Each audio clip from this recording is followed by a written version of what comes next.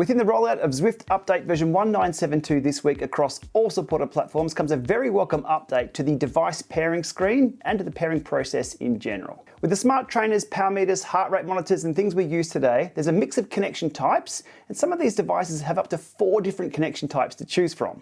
Now there's a reason for this, but it doesn't make life easy for anyone, from new users to experienced users, when they're presented with a screen full of connection types. This pairing update on Zwift goes a little way to making things a lot easier.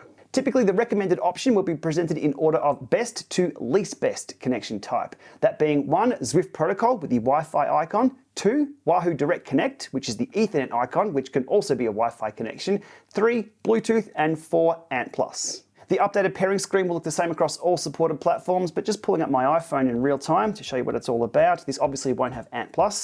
Clicking on power source, I can see 2 devices connected to my network using Zwift protocol, those being the Kicker Core and the Kicker Bike Pro, which is in another room.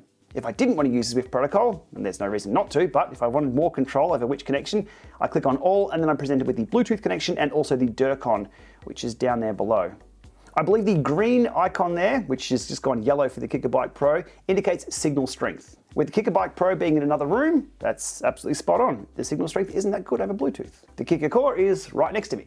Okay, pulling back out of that and going to recommended, let's go to Kicker Core, close, resistance, again presented with exactly the same options there, Kicker Core, close, cadence, Kicker Core, close, done. It will also remember your last known good preferences as well, or last known successful connection preferences. When it comes to controls, let's turn on the new Click version 2s. They will be over Bluetooth Direct once they start up. Controls, and there we go. Zwift Click. Also note the Kicker Bike Pro has full Zwift controls on it as well. We'll click on that, okay.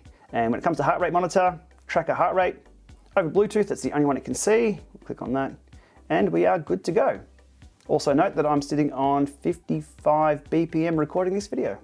Again, just to recap, you won't need to do that pairing process every time you start Zwift. It will save those last successful pairings, but if you do need to repair things, you're now not going to be presented by default with a whole list of things to choose from. Zwift will give you the best recommended, and you can go from there. Now onto some device pairing tips. When pairing devices, don't mix and match the connection types to the same device. If you're using Wi-Fi, then use that for power, resistance, and cadence to the same smart trainer. Just don't mix and match Wi-Fi and Bluetooth to the same device where possible. There's technical reasons for that. Let's keep it high level with just don't do that. Next up, if you're still using ANT+ and haven't tried Bluetooth for a while, I'd highly recommend choosing that for your next indoor ride. In the early days, Bluetooth wasn't great, mostly due to the poor Windows support for that protocol. Now it is a lot better. It's also a requirement for things like virtual shifting and to use Zwift hardware, such as the new controllers.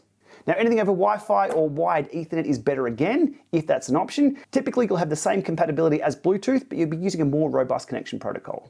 Now using Wi-Fi devices that need real-time communication can unearth some problems with your network reliability. Watching YouTube or Netflix will buffer information and mask a lot of network throughput problems. If you're using a new trainer with 10 Hz race mode, you'll need a good network setup. So watch for that if you've switched over to Wi-Fi and you're having issues. Okay, that's about it for 1972 on Zwift. Of course, there's a few miscellaneous bug fixes and enhancements, but that new pairing screen is the hero feature I wanted to focus on today. As always, do all the YouTube things. It really helps out around here, the likes, the subscribes, and thanks for watching.